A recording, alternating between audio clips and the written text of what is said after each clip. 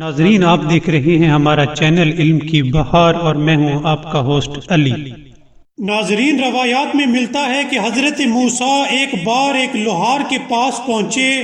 سلام کے بعد لوہار نے پوچھا کہ آپ کہاں سے تشریف لائے ہیں؟ حضرت موسیٰ نے جواب دیا کہ میں موسیٰ بن عمران کے وطن سے آیا ہوں اور اب اپنے وطن واپس جانا چاہتا ہوں۔ ناظرین، اسی دوران اس لوہار نے ایک حیرت انگیز کام کیا۔ اس لوہار نے ایک بادل کو حکم دیا تو وہ فوراً حاضر ہوا اور اس بادل سے پوچھا کہ تم کہاں برسو گے؟ اس نے جواب دیا میں فلاں جگہ برسوں گا۔ لوہار نے اس بادل کو روانہ کر دیا۔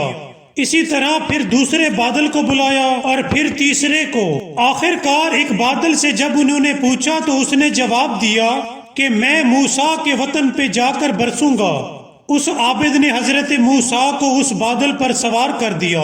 ناظرین، جب حضرت موسیٰ کوہ طور پر پہنچے تو عرض کرنے لگے، اے پروردگار، تجھے اس لوہار کی کون سی عادت پسند آئی؟